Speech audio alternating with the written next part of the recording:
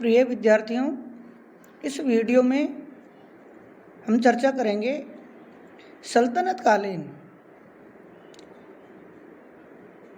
भारत पर शासन करने वाले दूसरे वंश के बारे में, यानी खिलजी वंश के बारे में।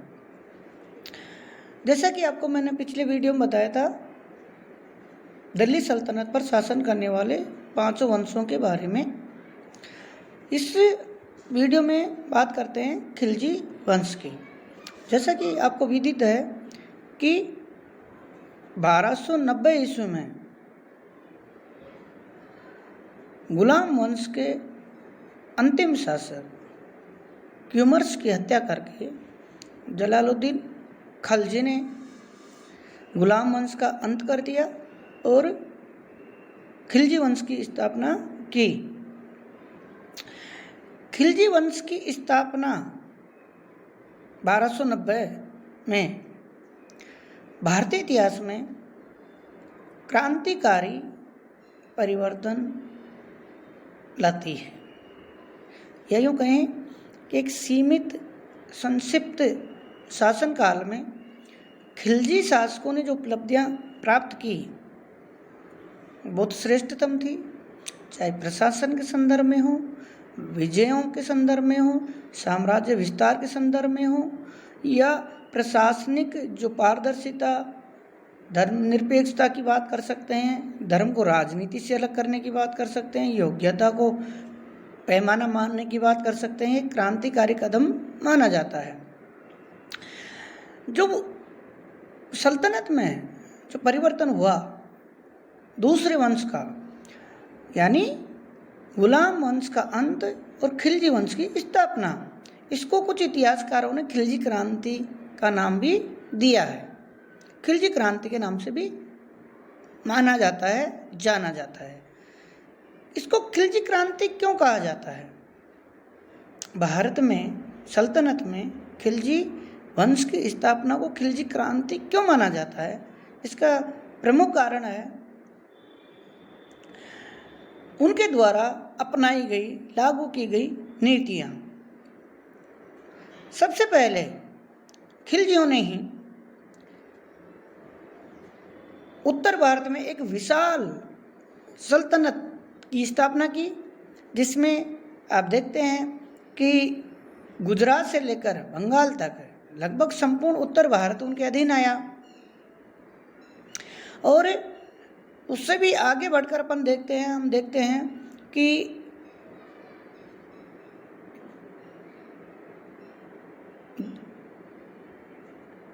जो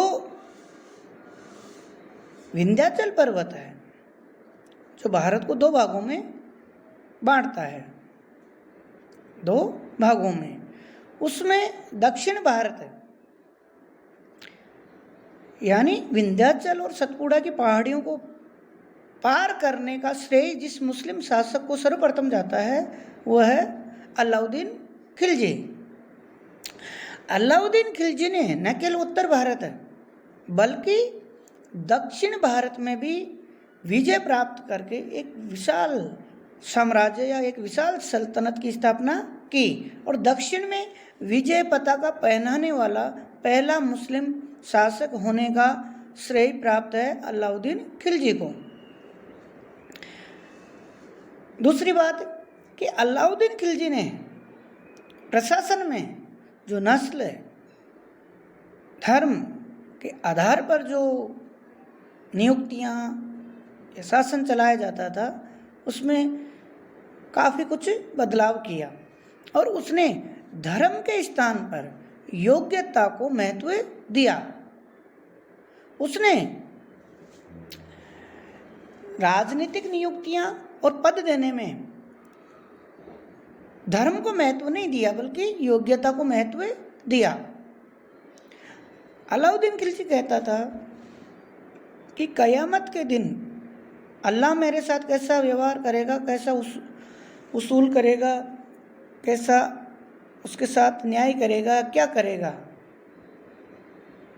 हश्र करेगा, मैं नहीं जानता कि अल्लाह कयामत यानी मृत्यु के दिन मेरे साथ कैसा व्यवहार करेगा। लेकिन मैं वही आदेश देता हूँ जो प्रजा और राज्य के हित में हैं। और उसने अपने राज्य के प्रशासनिक पद सभी योग्य व्यक्तियों के लिए खोल दिए। और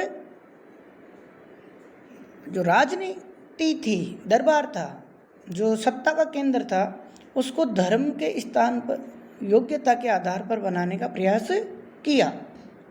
सामाजिक क्षेत्र में भी काफ़ी महत्वपूर्ण उपलब्धियां मानी जाती हैं। आर्थिक क्षेत्र में भी उनका बड़ा योगदान है कि विशाल विस्तृत साम्राज्य की स्थापना की और आर्थिक रूप से तरक्की की।